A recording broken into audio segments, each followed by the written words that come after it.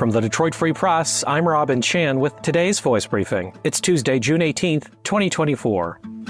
I'm Jenna Presinensi for the Detroit Free Press. Metro Detroit is facing a severe heat wave this week with dangerously hot, humid days across the region. Extreme heat brings the risk of illnesses like heat stroke and heat exhaustion. Children, pregnant women, the elderly, and those with pre-existing health conditions face a greater risk. Experts recommend staying out of the sun, drinking plenty of water, and turning on the AC to keep cool this week. If you have to be outside, wear a hat, sunglasses, sunscreen, and loose, light-colored clothing to protect yourself from the sun's rays. Check your local resources, as some cities provide cooling centers amid emergency heat events. The heat wave is expected to last through the week, with highs in the upper 90s and potentially over 100 degrees, cooling into the 70s overnights. To learn more, visit freep.com.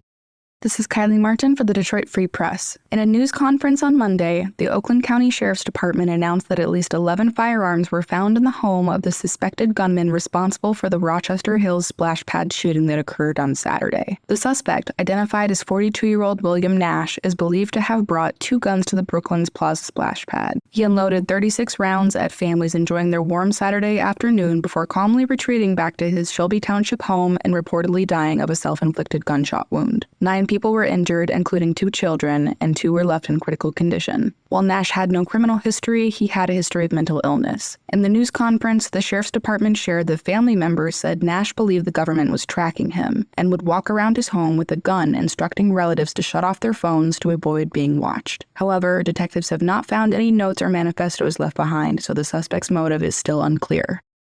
I'm Andrew Burkle with the Free Press Sports Department. One day after the U.S. Open ended in epic fashion, officials for the Rocket Mortgage Classic in Detroit named a new crop of players who have committed to play in this year's tournament. The second wave of players set to come to Detroit is arguably more exciting than the initial commitments that were released earlier this month. We already knew that defending champion Rickie Fowler was going to make the trip back to the Motor City, and that's no surprise since he's been a long-term partner with Rocket Mortgage. Although he's not in the best form, Rickie is always very popular with the fans, and it will be exciting to see him try to defend his crown. Besides Rickie, though, the previous list of commitments was lacking a lot of fanfare, unless you're a diehard golf fan, with names like Chris Kirk, Minwoo Lee, Webb Simpson, and 15-year-old phenom Miles Russell set to play in less than 2 weeks. Then on Monday, the tournament announced some exciting additions, and although it won't be one of the best fields in golf, there will certainly be some players worth coming to see. Top that list is Cameron Young, who is currently the 23rd ranked player in the world. Fans of Netflix's Full Swing will also be glad to hear that breakout star Joel Damon is set to play in Detroit as well. Plus, former major winners Gary Woodland, Stuart Sink, and Zach Johnson, who was also the captain for the U.S. Ryder Cup team last fall in Rome, will be in attendance. There are also some recent PGA Tour winners like Akshay Bhatia, Jake Knapp, and Robert McIntyre, plus a few other names the fans will recognize. All in all, with the new additions to the field, fans will have plenty to be excited for when the Rocket Mortgage Classic returns to Detroit Golf Club for the 6th time on June 27th.